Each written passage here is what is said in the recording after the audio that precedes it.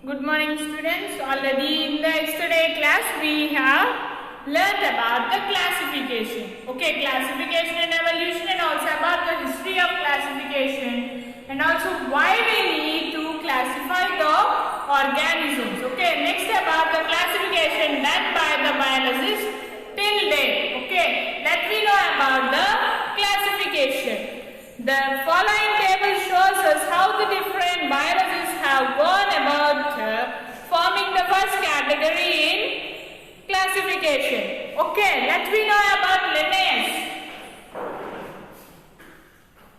So Linnaeus is a scientist on 1735. Okay, on 1735, this Linnaeus classified into organisms into two kingdoms. Okay, the first one was Vegetabilia and the second one was Animalia. Okay, he has classified the plants as Vegetabilia and animals as Animalia. Okay, next the scientist name Haeckel, he classified in 1866 he divided the organisms into three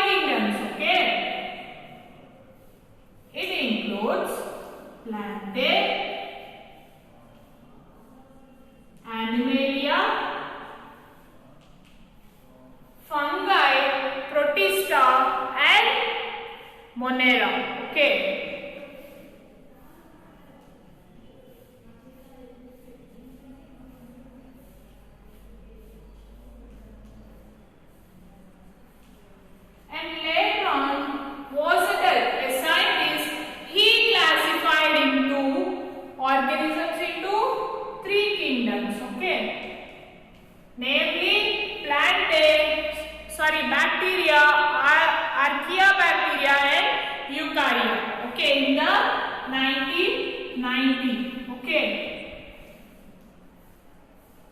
Archaea, Eukarya, and the final one is bacteria. Okay. Next one, Smith. In 1988, he introduced 6 kingdoms of classification. That includes bacteria. Next one, protozoa.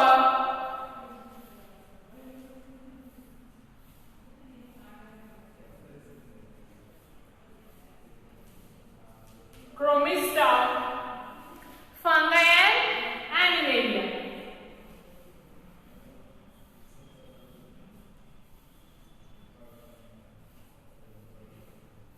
So bacteria, protozoa, chromista, plantae, fungi and animalia. Okay. So wide range of classification is followed from the RH Whittaker reclassified the organisms into 5 kingdoms. In plantae, it includes information regarding plants. In animals, in animalia about animals, and in Monera regarding all the microorganisms, and in the fungi about fungus, and in the protista regarding about the bacteria. Okay. They has classified. So wide range of classification of organisms is followed by the Whittaker's classification. Whittaker's 5 kingdoms classification. He classified the microorganisms into 5 kingdoms. They are Monera, Protista, fungi, animalia,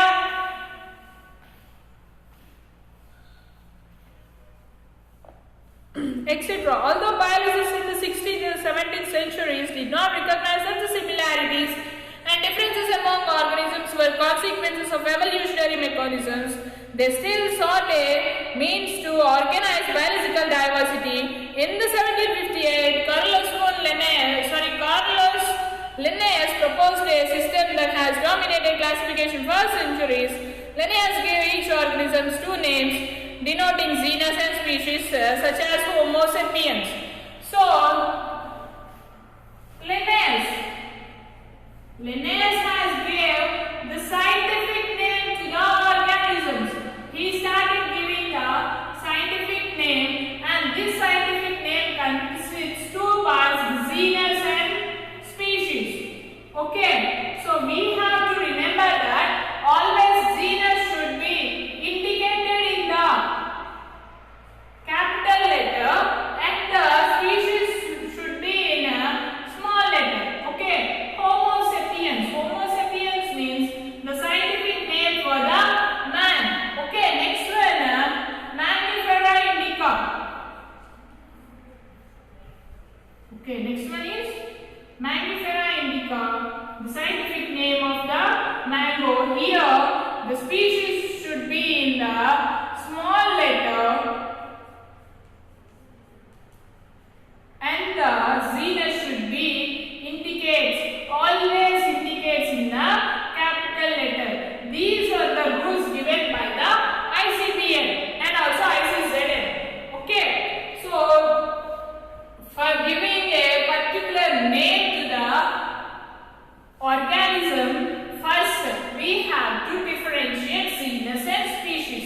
Okay, for the genus, we have to write the first letter in the capital letter, and for the species, we have to indicate it in a small letter. Okay, while we are underlining particular name of the organism, we have to underline separately. We have to underline genus with a genus separately, and we have to show species separately. Okay, these are the rules given by the ICPN and ICZN.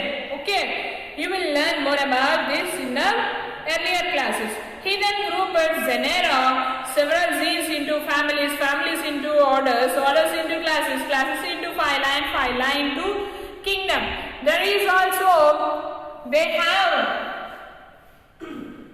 classified the organisms. That means hierarchical classification. So hierarchical classification includes first they will give the kingdom name, and next one about phylum, and next about the class, and next one order,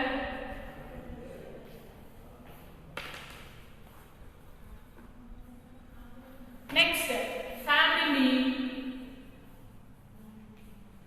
and next one genus and species.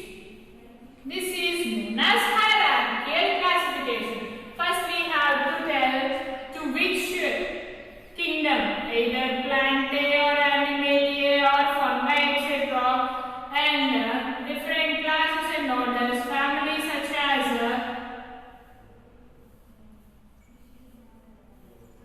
Fabaceae, and like this we have to arrange, we have to give information, basic information about that particular animal or plant or a bacteria, etc. Okay. All the terms like species, genus, family, order, class, phyla, etc. were defined by Linnaeus on the basis of the similarities and differences studied by him in the group of organisms. The first major breakthrough from the Linnaean model came from Thomas Whittaker in 1969. Whittaker proposed a 5-kingdom system in which 3 kingdoms were added to the animals and plants: Monera for bacteria, Protista, and fungi. Whittaker defined the kingdoms by a number of specific characteristics. First, he specified whether the organisms possess a true nucleus or not. The eukaryotic unicellular organisms were placed into the kingdom Protista. The rest were 3 multicellular eukaryotic kingdoms that distinguish themselves by the general manner in which they acquire food. Plants are generally autotrophs and use photosynthesis system to capture energy from sunlight. Animals are heterotrophs and acquire nutrients by ingesting plants or other animals and then digesting those materials. Fungi are also heterotrophs, but unlike animals, they generally break down large organic molecules in their environment and live on them. So what he is saying that the major breakdown from the Linnaean model came from Thomas Whittaker in 1969. Whittaker has proposed 5 kingdoms classification that includes Plantae, Animalia, Monera, Protista, and fungi. For 8 includes Monera includes about the organisms like as bacteria, and also Protista include all the prokaryotic unicellular and eukaryotic unicellular organisms. And regarding fungi, Plantae, and Animalia, it includes all the multicellular organisms. And plants acquire food materials from the sunlight. So such process is called as autotrophs. And animals are heterotrophs. They depend upon other organisms for the food. And these fungi are also heterotrophs, but unlike animals, they generally break down large organic molecules in their environment and live on them. Okay, next, the 5 kingdom system was certainly an advantage over the previous system because it captured the diversity of life